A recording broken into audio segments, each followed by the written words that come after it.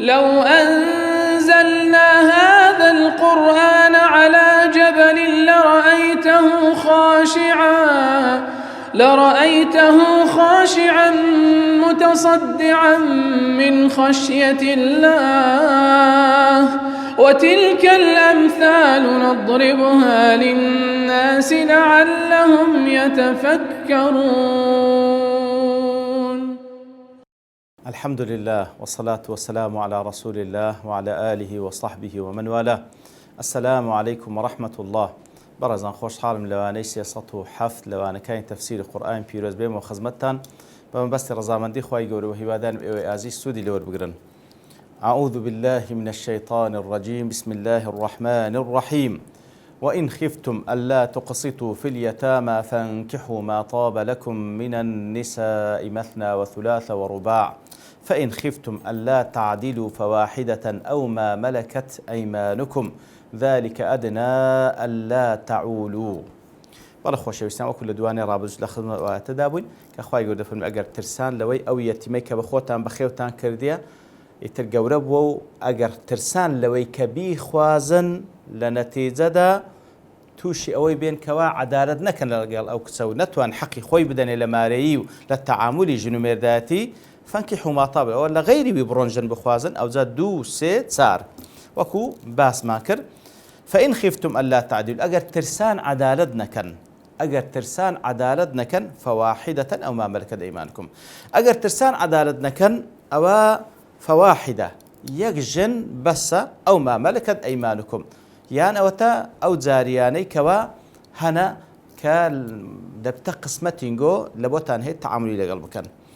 أو زاليردا. فإن خفتم ألا تعدلوا أجر ترسان عدالة نكن أو يجن بين زيادة مين كواتا پێویستە ئەو شەرتەی کە خوای گەورە داینە ئەوەیە کە پێویستە عەدالەت بکەی لە بەینی خێزانەکانت ئەوجا 2 3 4 پێویستە عەدالەت بکەی. طبعا زۆرێک لە ئەوانەی کەوە معارزن بەرامبەر بە مەسەلەی تەعەدود دەڵێن ئەو عەدالەتە قەت ناکرێ. لەبەر چی ناکرێ؟ دەیڵێن خوای گەورە سبحانه وتعالى لە سوورەتی النساء دەفەرمی ولن تستطيعوا أن تعدلوا بين النساء ولو حرصتم دەفەرمی ناتوانن عەدالەت لە بەینی ژنەکان بکەن ئەگەر زۆر حەریصیش بن لەسەری. دەڵێن خوای گەورە بەخۆی وا دەفەرمی کەواتە یعنی باشە وەڵاممان چ بێ بۆ ئەو بابەتە لێرەدا خوای گەورە دەفەرمی فەنکیحوا لە بۆتان هەیە تا 4 ژن بینن. طبعا حکمەکەشی هەندێک لە زانان دەڵێن واتە لە بۆ ئیباحەیە فەنکیحوا، هەندێک دەڵێن واتە حەلالە، هەندێک دەڵێن مەندوبە سونەتە. کەواتە یعنی ئەگەر با بڵێن کەمترین حکم وەربگرین کەواتە مباحە جائزە مەشروعە حەلالە، هەندێک دەڵێن سونەتیش ئەسڵەن اقتدا بە پێغەمبەر دەکەی صلی الله عليه وسلم. وەکو ئیبن عەباسیش خوای لێ ڕازی بی لە خۆی لە بابی کاتێکەوە دەگاتە سعیدی کوڕی جوبەیر دەفەرمی ژنتی نا دەفەرمی نا پێی دەفەرمی تەزەوەج فإن خير هذه الأمة أكثرها نساء. ژن بینە چاکترینی ئەو ئومەتەی ئەو کەسێکەوە لە هەمووان زیاتر ژنی هەیە کەواتە ئەوەی کەوە پێغەمبەر صلی الله عليه وسلم کە نوێژینی هەیە لە هەموو ئومەت باشترە. لە پاشەوی کەوا 4 ژن مباحە بینی ئەوەی کە 4 ژنی هەیە باشترە لەوەی 3 هەیە، ئەوەی 3 هەیە باشترە لەوەی 2 هەیە، ئەوەی 2 هەیە باشترە لەوەی کەوا یەکێ. وەکو زانان دەفەرمون واتە ئەگەر بێت و 2 پیاو لە بۆ بابەتێک تەرشیح کران بابرێن بابرین وەزیفەت و ئەمانەتەیان پێ ببەخشرێ ئەگەر یەکیان 2 ژنی هەبێتیان 1 ژنی هەبێت لە هەموو واسەفاتی دیکە وەکو یەک بوون، بەڵام ئەوەی کە 2 ژنی هەیە پێویستە ئەو بە پێش بێخسرێ لەبەرەوەی ئەو فەضیلەیەکی چاکتر هەیە لەوەی تریان. کەواتە بەڕاستی ئەوە حەقەتێک. ئیتر مەسەلەی عەدالەت لەگەڵ ئەو ئاەتێک کە خوای گەورە دەفەرمی بینن لەوێندەش دەفەرمی ناتوان عەدالەت بکەن. مەسەلەکە کووە ئەوەی کەوا مەطلوبە شەرعەن عەدالەت ئەو دارە بڵندە نییەکەوە کەس دەستی نەگاتێ. عەدالەت ئەو دارە بڵندە نییەکەوە کەس دەستی نەگاتێ. لەبەرەوەی خوای گەورە ئەگەر شتێک یاخود ڕێگا بە شتێک بدا و پاشانیش بفەرمی ئەنگۆ ناتوانن بیکەن ئەو وەلعیاذ بالله عەبەثیەتێکە لەخوا ناوەشێتەوە ئەسڵەن ڕێگای پێ نەدەدا ڕێگای پێ نەدەدا. کەواتە لێرەدا لە بۆ تێگەیشتنی ئەو 2 نەسە ئەو عەدالەتێک کە مەطلوبە وەکو بە ئیجماعی زانان ئەوەیە لە نەفەقە و لە مەبیتە. أو عدالتي كمطلوبة لنفقة ولا مبيتة أو عدالتي كالآتكي تدفن ولن تستطيعوا أن تعدلوا بين النساء لسيا ناتواني عدالة بكي لوي كوا ميلي قلبية لشتي عاطفية. طبعا أتو ظاهرا دبي وكو يك تعامل يعني قلبكي بلام وچی دیکە لە مەیلی قەلبی ئەتو هەتا لە بینی منداڵەکانی خۆت پێغەمبەر صلی الله عليه وسلم دەفەرمی اعدلوا بین ئەولادکم عدالت بکەن لە بین منداڵەکانتە لەو کەسێکمان نەدیت بڵێ وەڵاو عدالتە ناکرێ مادەم عدالت پێ ناکرێ لە بین منداڵەکەم ژناین با منداڵیشم نەبی چونکە ناتوانم عدالت کەس وەی نەگوتێ ئەدی باشە لەوێندە شەر پێ دەفەرمی اعدلوا لێرە شەرخوای گوت دەفەرمی اعدلوا مەسئلەکە چییە؟ یعنی ئەتو پێویستە لە چی ظاهری عدالت لە بینیان بکەی بەڵام دەبینی ئەو منداڵانت کەەوە پێ دەفەرمی عدالت لە بینیان بکە یەکەچیان لەناو ئەوانی تر لە بۆ تو زیاتر جۆڕایەلە یەکەچیان زیاتر ساڵحترە یەکەچیان زیاتر کردەوەی چاکتر دەکا ێ بتەونەتەوە زیاتر خۆش دەوێت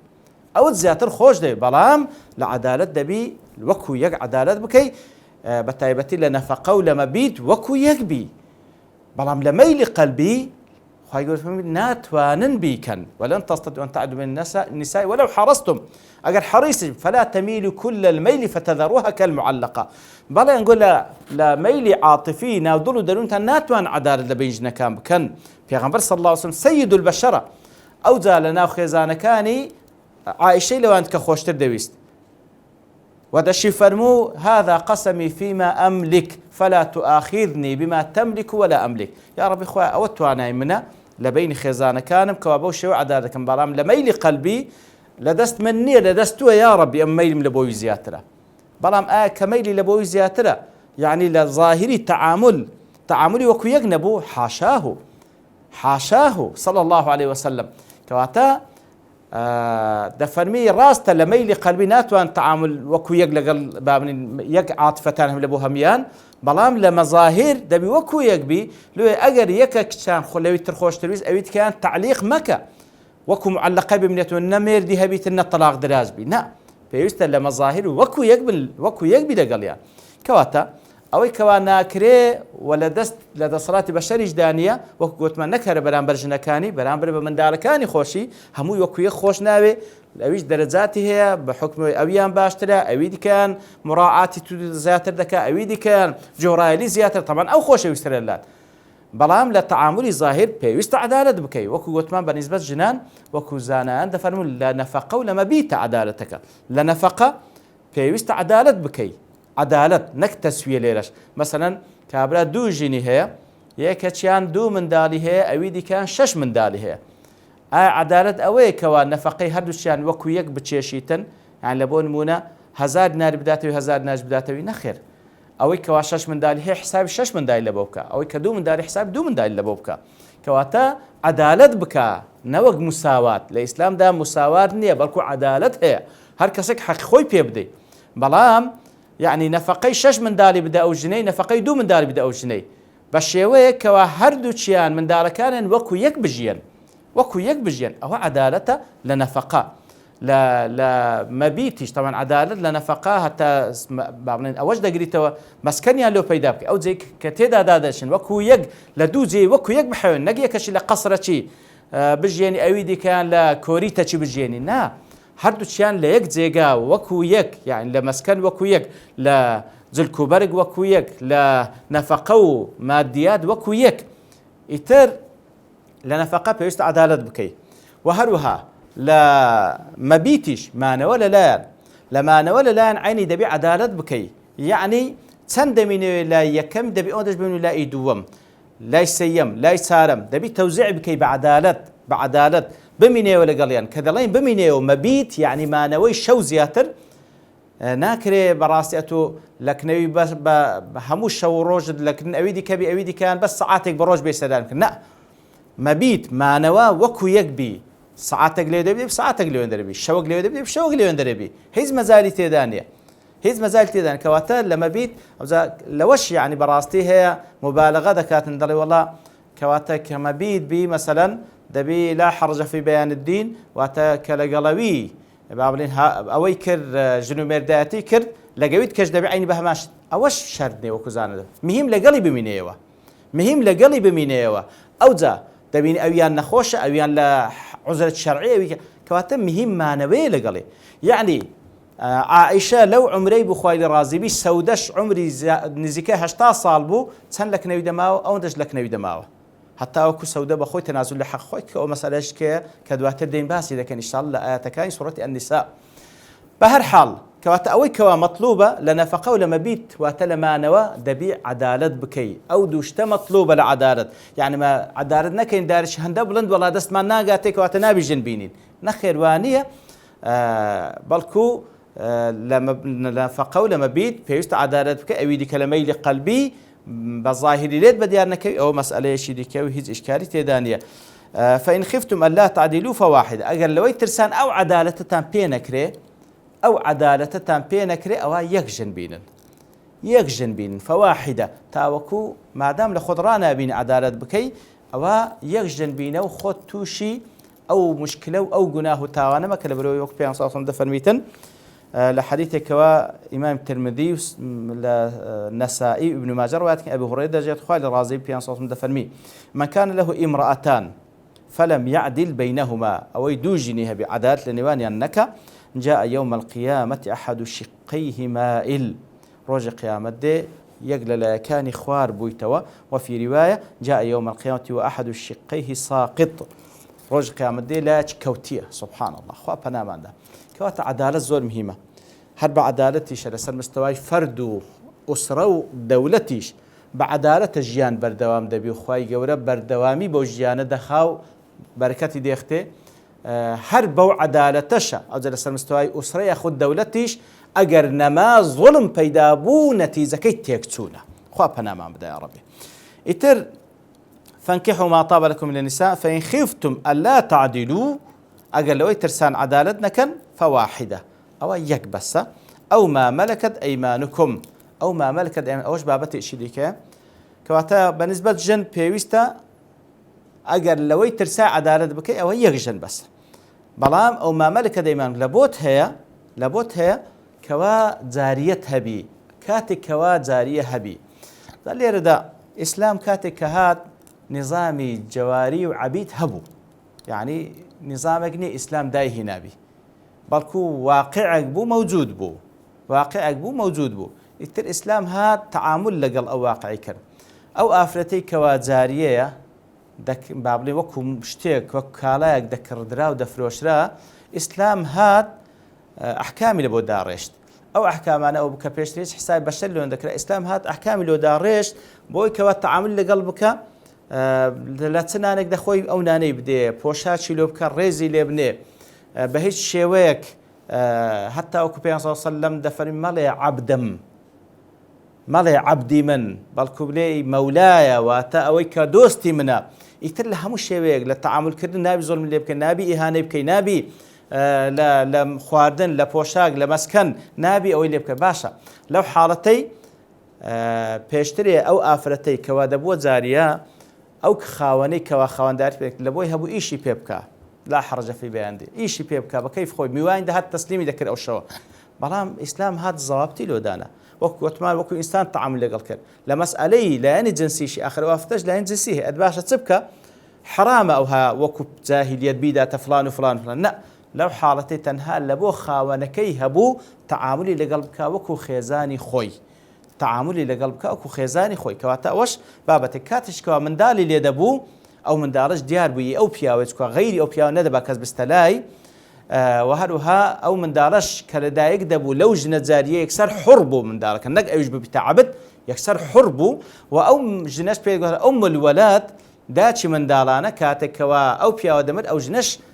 حوڕ دەبوو نەدەبووە میرات و لە بۆ منداڵەکانی بەجێ بمێنێتەوە بە هەر حاڵ ئیسلام بۆ پەڕی عەدالەت پاشانش خەڵکی هاندا هەر کەسێک فلانە گوناحی کرد دەبی بەندەیەک ئازاد بکە هەر کەسێک لە دوو خێر دەگەڕێت دەبی بەندەیەک ئازاد لە نەتیجەدا بەندایەتی نەما بە هەر حاڵ کەواتە لە بۆتان هەیە یەک ژن یان ئەوەتە ئەو جاریانەی کەوا لە بەردەستانن ذلك أدنى ألا تعولوا ئیتر دەفەرمی ئەوها باشترە ئەگەر ترسان عەدالەتتان پێ نەکرێ یەک ژن بینن ئەوە باشترە لەوەی کەوا ئەلا تعولوا ئەی ئەلا تەجوروا تاوەک تووشی جەور و تووشی زوڵم و تەعەدانێن ئەگەر لە خۆت دەترسی عەدالەت نەکەی ئینسان هەر کەسە و كل نفس على بل الإنسان على نفسه بصيرة هەموو ئینسان خۆی دەناسی بەڕاستی ئەگەر بەچاوی ئینساف و تەماشای خۆماکەن خۆمان دەناسێ ئەگەر دەزانی پێت ناکرێ عەدالەت بکەی یەک بینە باشترە لەوەی تاوەکو تووشی زوڵم نەی باشترا تاوك توش ظلم لبري براسي ظلم حق الناس خواي قبل قبولي ناكا خوا بنام بدا يا ربي يتر باشتر واتاوك ظلم طبعا لتفسير كاتية ألا تعولوا أي لا يكثر عيالكم هندق أوجدك أنا هنزات باشترا لو يجن تبي تاوك من دال الزور نبي طبعا أو يق رأي شازشة مخالفة لقلت سندين نصوص ديكا رأي جمهور علماء ألا تعولوا أي ألا تجوروا تاوك توشي ظلمنا يعني توشي ظلمنا لبرو مسألة من دال بعكسه خلوين در دفرمي أقلوي ترساي عدالة دبيجنا كان خلبوت هي زارية هبيتن كزارية هبو أوكاتا خل زاريش قلت ما من دال الدبي كواتا لير دا خود لزاريش من دال الدبي كواتا لو حالتي زاريش نابي هبي أو يكدو مسألة من دال أصلا أو نعمتك بيغمبر صلى الله عليه وسلم يقل أهداف كان زواج جنبين لبوي كوا أو جنش كدين محاولة كان لعائلة وابين كوا زور من دال يعني دبي لبرسي فإني مكاثر بكم الأمم يوم القيامة لابد من منافسة أمتك كان بيش خم بكم بوي كأمتي من زور بي أمتي من زور بي كواتا وجودي من دال براستي لبو أويك يعني باب وجود يقل أهداف كان زواجه واتلوه التفسير براستي رد كريتو تفسيري صحيح لبو أوقات ألا تعولوا لبو ألا تجور أجر ترساي لبو كوا عدالتنا كي أو هل يجن بينتا وكتوشي ظلمني والله أعلم تلأخوا يقول بارينو بوش ويلا أتكاني خوا يقول تبكين كوكو خوادي سبحانه وتعالى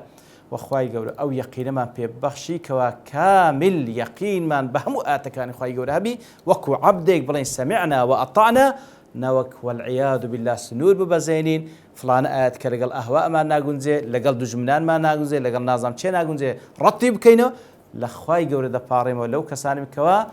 أو إيمان دار راستقين بين كوا حرشتك للا خواي قولوا هاد بلين سمعنا وأطعنا وصلى الله وسلم على نبينا محمد وعلى آله وصحبه أجمعين